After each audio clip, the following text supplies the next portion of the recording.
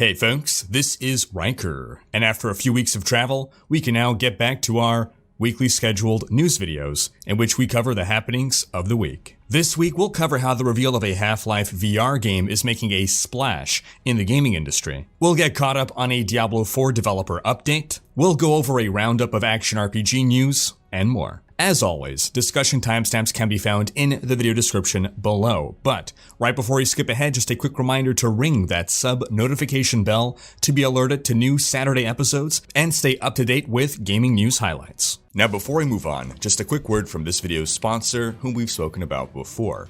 Raid Shadow Legends. Raid is a turn-based collection RPG that is rated in the top 5 role-playing games in the Google Play Store, with almost 50 million downloads in the last 6 months. I've personally been playing this game pretty much every day since summer. It's just a nice relaxed game that I can pop open for a couple minutes throughout the day. Raid is free to play, there are over 400 champions to collect, and the most common way to get champions is through the shards that you find. So let's go ahead and open some shards. Oh, alright, Galgut. Yeah, he's okay. Alright, we got a Galgut. Okay. And Gladiator's alright. He's alright.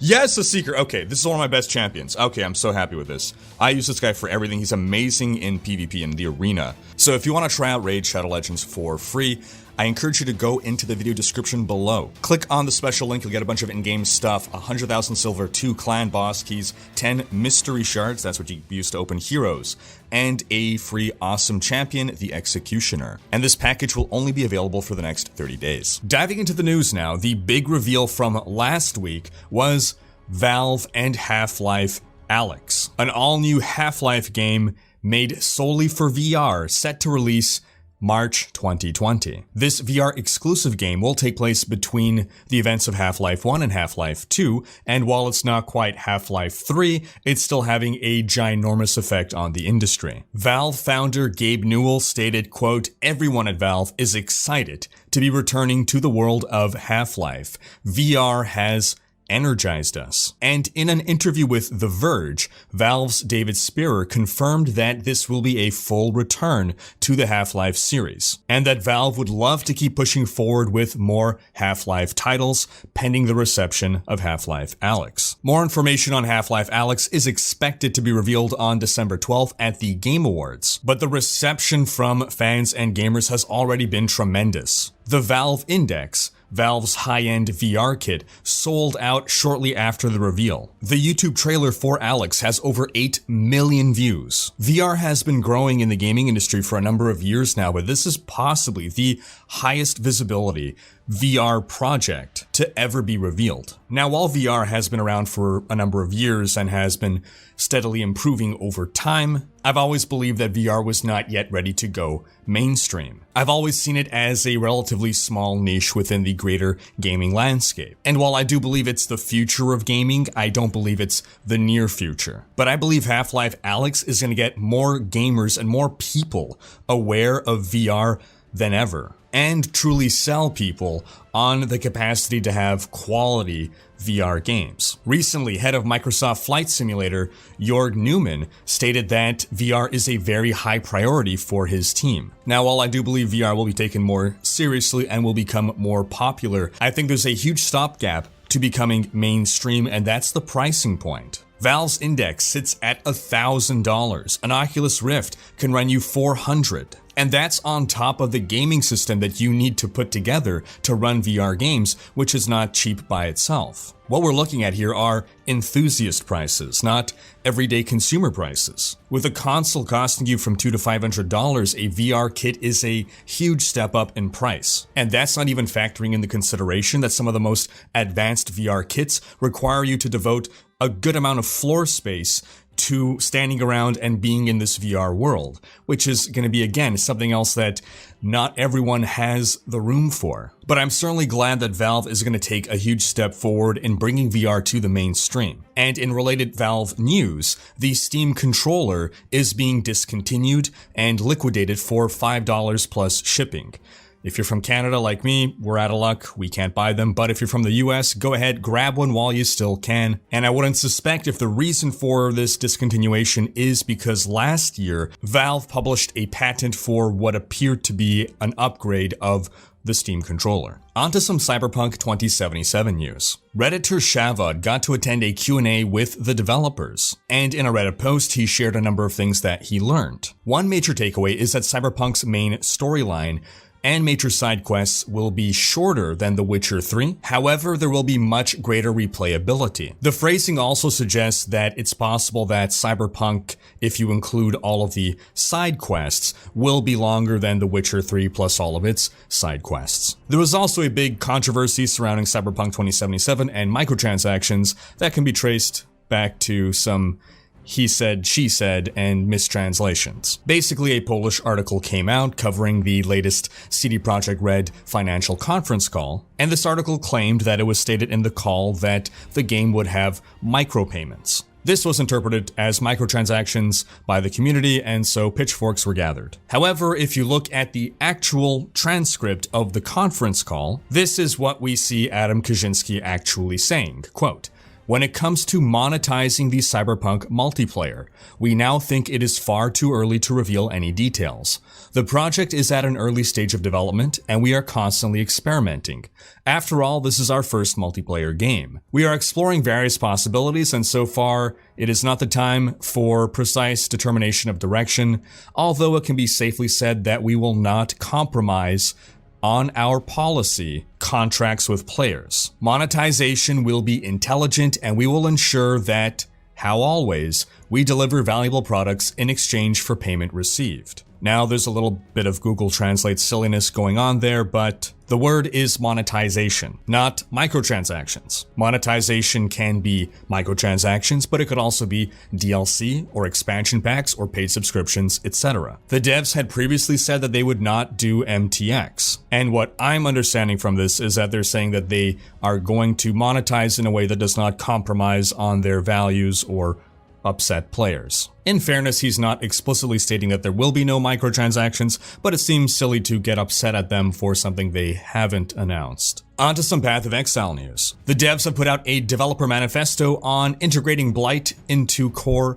Path of Exile, and some of you are already upset, I imagine. But here are the details. Quote, "After a lot of internal discussion, we have decided to integrate Blight into the core game on PC with the release of 3.9. Blight will not be present during the main storyline campaign.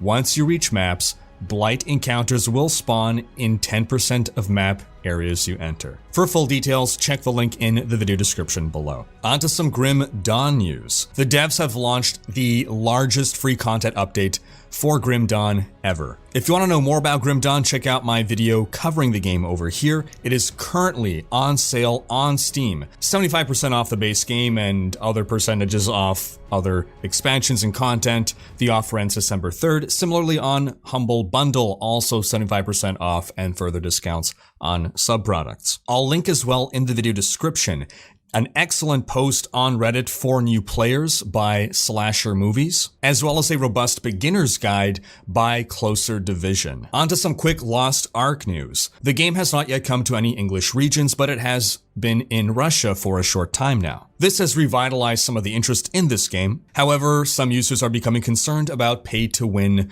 microtransactions creeping in. Currently, you can buy MTX that accelerates progress. I know for some of you that's already classified as pay-to-win. I know some others separate pay to speed up progress as something different from pay-to-win. But then you can also purchase pets that can give you very minor stat boosts. This is literally paying for power. The power is very minute, however. This personally makes me less interested in taking Lost Ark seriously as a game. Although these things may appear minor now, I have a pretty strict yes or no stance when it comes to buying power, because once we are in the yes camp, then it becomes a matter of where we draw the line. How much power is too much power, and that is a goalpost that can just keep moving and moving and moving. On to some Diablo news, starting with Diablo 4. Now we're playing a bit of catch up here, but last week, lead system designer David Kim released a blog post talking about system design in Diablo 4. In it, he basically explains that the devs have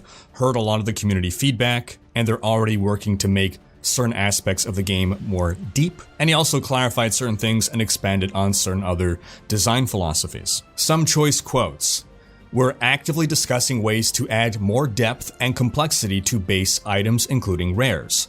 Ways to add greater variety to item affixes to make those powers interesting and your choices meaningful, and ways to give players more freedom to choose how to customize items. He went on to say, we completely agree with the community sentiment that ancients, as they are, don't really serve a clear purpose in Diablo 4. You've brought up some great points, so we're revisiting our designs with your feedback in mind. About endgame progression, he said, quote, we haven't decided whether the character leveling and experience system should be finite or infinite. Of course, here we're talking about the difference between Diablo 2 that capped you off at level 99 and a game with an infinite amount of Paragon. He explained that it's actually possible to have an infinitely scaling system that progresses at a slower pace than a finite system. It's all about how it's balanced. Which is true, you can have a finite level cap at 99 that takes 500 hours to reach, and once you reach that, you are 1,000 times more powerful, versus if you have an infinite scaling system that after 500 hours makes you only 10 times as powerful. This is a really big topic though, and I feel we need to have maybe a whole video talking about it. He also went on to say, quote, we want to clarify that in Diablo 4, power doesn't come mostly from items. We want to have a good mix of power sources. Characters naturally get stronger as they level up. Skills have ranks that increase power, talents provide specific playstyle choices and additional character power, and of course, items grant power and meaningful choices as well. And of course, this is because in Diablo 3, your items are your power. Without your items, you cannot do anything, whereas in Diablo 2, as a naked character at endgame, you could still do some stuff. You're not completely powerless without items. And lastly, I want to highlight that he said something else to keep in mind is legendary powers are just one part of an item's power, and they won't invalidate all other affixes due to how powerful they are. For example, 2 to 3 normal affixes are currently equivalent in power to a legendary power on most items. I find this one really interesting. If true, this is good. I have a bit of difficulty wrapping my head around how this can be true, but it's a thing where I'll just have to see practical examples in play. Link to the blog post in the video description. And lastly, onto some quick Diablo 3 news. Season 19 has started, the season of Pandemonium. And one pretty cool thing that was added was that if you could achieve a 1,000 kill streak, you summon some kind of Diablo 2 Uber Diablo. He is super fast, super tough. It is an incredibly challenging fight, and it's really exciting to see this happen. If you plan to play Season 19, do be sure to check out my tier list video on the best solo builds. And I was able to track down that the Bazooka build, the number 2 build that I have on that list, will likely not be nerfed throughout the season, but it's looking like something that will be addressed in the future. So if you really love the Bazooka Wizard, profit while you still can. Community manager Brandy also stated, quote, I want to mention I'm working with a development team on a blog that focuses on Greater Rift level cap and our philosophy/approach around game balance, so look forward to seeing that.